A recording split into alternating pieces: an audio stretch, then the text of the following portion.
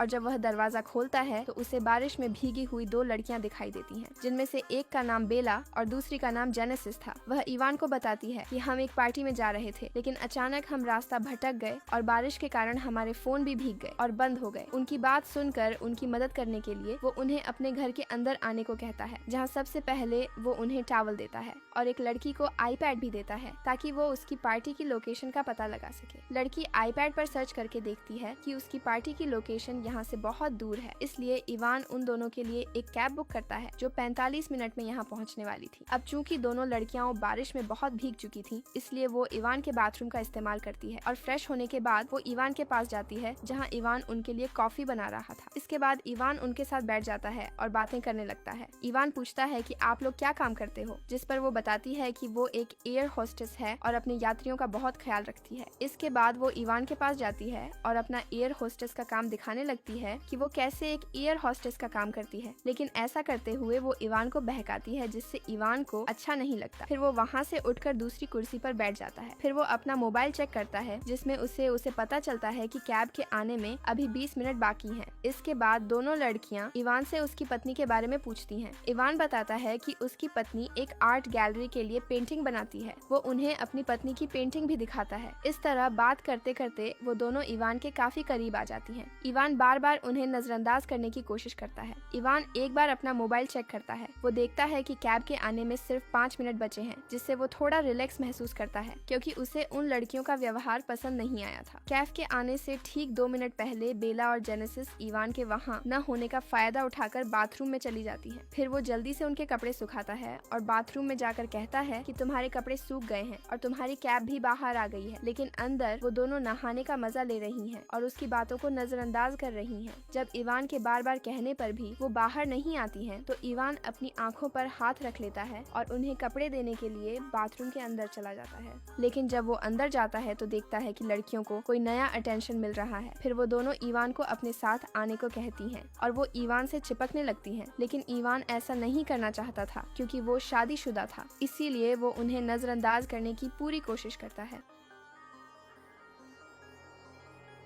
लेकिन जब वो दोनों इवान के बहुत करीब आ जाती हैं, तो वो अपनी भावनाओं पर काबू नहीं रख पाता और बाथरूम में उनके साथ इंटीमेट होने के बाद बेडरूम में भी उनके साथ इंटीमेट हो जाता है। कैब ड्राइवर कुछ देर इंतजार करता है और फिर वहाँ से चला जाता है। अगली सुबह जब वो उठता है तो वो दोनों लड़कियों को वहाँ नहीं पाता और सोचता है कि शायद वो वहाँ से चली गई होंगी, लेकिन तभी उसे किचन से उनकी हंसी की आवाज सुनाई देती है। जैसे ही वो किचन में जाता है तो देखता है कि उन्होंने किचन को बर्बाद कर दिया है। उसे तभी कैरन से वीडियो कॉल आती है और वो उनसे बात करने के लिए बाहर जाता है। अपनी पत्नी से बात करने के बाद वो अंदर आता है और गुस्से में उनसे कहता है कि जल्दी से अपने कपड़े पहनो और मेरे घर से निकल जाओ। लेकिन कुछ देर बाद वो देखता है कि वो दोनों उसकी पत्नी की आर्ट को खराब कर रही हैं। अब इवान गुस्से में उनसे कहता है कि मैं अभी पुलिस को बुला रहा हूँ और अगर तुम जेल जाने से बचना चाहते हो तो यहाँ से तुरंत चले जाओ। ये सुनकर बेल और जेनेसिस हंसने लगते हैं। वह कहती है कि हम दोनों कम उम्र के हैं और तुमने कल रात हमारे साथ अंतरंग संबंध बनाए हैं, जो कानूनन अपराध है, इसलिए अगर तुम पुलिस को बुलाओगे तो पुलिस तुम्हें पकड़कर जेल में डाल देगी। ये सुनकर इवान सोचता है कि उसने कल रात कितनी बड़ी गलती कर दी। तभी कोई दरवाजे की घंटी बजाता है। दरवाजा खोलते ही इवान को करेन की दोस्त दिखाई देती है, जहाँ वह इवान से पूछने आई थी कि क्या उसे उससे कुछ चाहिए। उसे देखकर इवान काफी डर जाता है कि कहीं उसे घर पर बेल और जेनेसिस न दिख जाएं। उनकी बातचीत के दौरान अचानक जेनेसिस बाहर आ जाती है और इवान से चिपकने लगती है। यह देखकर विवियन को लगता है कि इवान का उस लड़की के साथ चक्कर चल रहा है, जिसकी वजह से वह गुस्से में उसे गाली देकर वहाँ से चली जाती है और तुरंत वहाँ से जाने के लिए कहता है। इवान उन दोनों को कार में बैठाकर वहाँ से ले जाता है और कुछ दूर जाने के बाद एक घर के सामने छोड़ देता है। वहाँ से इवान वापस अपने घर आता है और देखता है कि बेल और जेनेसिस ने उसके घर को बहुत गंदा कर दिया था, इसलिए वह सबसे पहले अपने घर की सफाई करता है और फिर अपना आर्किटेक्ट का काम करने बैठ जाता है। तभी उसे अपने घर में कुछ गिरने की आवाज सुनाई देती है। वह देखता है कि उसकी फैमिली फोटो नीचे गिर गई है। अब जैसे ही वह उस फोटो को उठाने के लिए नीचे झुकता है तो जेनेसिस पीछे से उसके सिर पर वार करता है और उसे बेहोश कर देता है। कुछ देर बाद जब इवान को होश आता है तो वह खुद को रस्सियों से बिस्तर से बंधा हुआ पाता है। वह जेनेसिस को अपनी रस्सी खोलने के लिए चिल्लाता है, लेकिन वह उसकी एक नहीं सुनती है। तभी इवान की बेटी की स्कूल यूनिफॉर्म पहन कर आती है और दोनों एक साथ इवान के कपड़े उतारने लगती हैं, लेकिन इवान उन्हें रोकने की पूरी कोशिश करता है। उसी समय उसके फोन पर उसकी पत्नी का वीडियो कॉल आता है, जिसमें जेनेसिस इवान से कहती है कि अगर तुम बेल के साथ इंटीमेट नहीं नहीं हुए तो हम दोनों तुम्हारे कपड़े उतार देंगे और वीडियो कॉल पर तुम्हारी पत्नी को बता देंगे कि तुम हमारे साथ मजे कर रहे हो। यह देखकर इवान उसकी बात मान जाता है। इसके बाद वह बेल के साथ इंटीमेट होने लगती है। जेनेसिस दोनों की रिकॉर्डिंग शुरू कर देती है।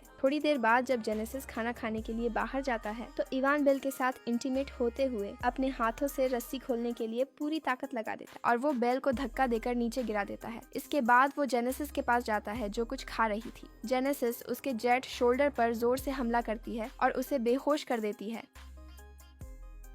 कुछ देर बाद जब उसे होश आता है तो वो खुद को एक कुर्सी से बंधा हुआ पाता है जहां जेनेसिस और बेल उसके साथ ताश का खेल खेलने लगती है। कुछ देर बाद कैरन का एक वर्कर जिसका नाम लुइस था कैरन की बनाई आर्ट लेने उसके घर आता है। ये देख जेनेसिस और बेल इवान को एक कमरे में छिपा देती है। इसके बाद जेनेसिस दरवाजा खोलती है और वो दोनों लुइस को बताती हैं कि वो दोनों कजिन बहन हैं और घर में एक चोर घुस आया था, इसीलिए इवान उसे पकड़ने के लिए उसके पीछे गया है। तभी लुइस की नजर कैरन की आर्ट पर पड़ती है जिसे उन दोनों ने बुरी तरह खराब कर दिया था। ये देख लुइस को उन पर शक हो जाता है। साथ ही वो उन्हें बताता है कि इवान का कोई कजिन नहीं। इधर अचानक लुइस को इवान के चीखने की आवाज सुनाई देती है और वो एक कमरे में जाता है और देखता है कि इवान वहाँ बंधा हुआ है। वो तुरंत इवान को रस्सियां खोलने लगता है। दूसरी तरफ वो दोनों आर्ट को तोड़ रही है जो काफी महंगी थी, तो लुइस उनके पास जाता है और उन्हें ऐसा करने से रोकता है, लेकिन तभी उसे अस्थमा का अटैक आ जाता है। लुइस का इनहेलर भी जेनेसिस के पास था। वो उससे अपना इनहेलर लेने की कोशिश करता है और इसी बीच पैर लड़खड़ाने की वजह से उसका सिर क्रेन की रस्सी से जोर से टकराता है, जिसकी वजह से उसके सिर से खून निकलने लगता है और कुछ सेकंड बाद उसकी मौत हो जाती है। लुइस की मौत देखकर जेनेसिस और बेल हंसने लगती हैं, जैसे उन्हें इसकी बिल्कुल भी परवाह नहीं थी। उन्हें हंसता देख इवान समझ जाता है कि वो दोनों पागल हैं। इसके बाद जेनेसिस और बेल लुइस की डेड बॉडी को ढककर उसकी बॉडी को उसकी ही कार में रख देती है और वापस आकर लुइस और इवान के फोन से एक दूसरे को मैसेज करके ऐसा दिखावा करने की कोशिश करती है मानो लुइस का कैरन से अफेयर चल रहा था। और जब इवान को उनके अफेयर के बारे में पता चला तो इवान ने गुस्से में लुइस की हत्या कर दी। इतना करके वो दोनों लुइस को दफनाने के लिए उसके ही घर में कब्र खोदती है। इधर इवान कुर्सी से बंधे हुए कैरन को कॉल करता है, लेकिन तभी वो दोनों वहाँ पे आ जाती है और उसका आईपैड छीन लेती है और उस पर बहुत गुस्सा करती है, जिससे ये दोनों घर को पूरी तरीके से खराब कर देती है और इवान का बाल काटकर उन्हें छोटा कर देती है। उसी रूम में जेनेसिस को इवान के छुपाई हुई गन मिलती है, जिससे वो बेल को इवान के हाथ पैर खोलने के लिए कहती है। जेनेसिस इवान को कहती है कि अब हम दोनों तुम्हारे साथ हाइड एंड सीक खेलेंगे और अगर तुम पकड़ गए तो तुम्हें शूट करके मार दिया जाएगा। इवान तुरंत घर में छुपने लगता है। वहीं जेनेसिस और बेल उन्हें ढूंढने लगती है। तभी इवान घर से भागने के लिए बाहर की तरफ जाने लगता है, लेकिन जेनेसिस उसके पास जाकर उसे ढूंढ लेती है। तभी इवान जोर जोर से चिल्लाकर मदद मांगने की कोशिश करता है, लेकिन जेनेसिस उसे गन पॉइंट पर चुप करवा देती है।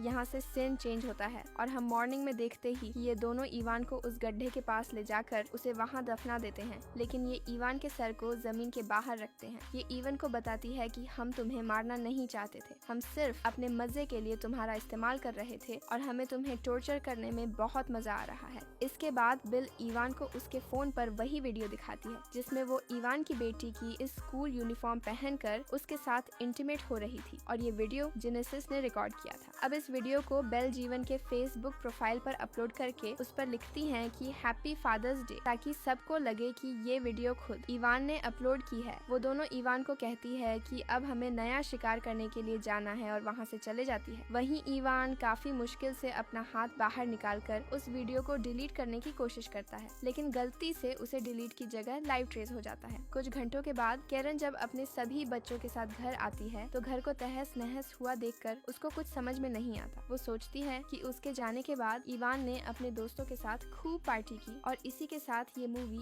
यहीं पर समाप्त हो जाती है।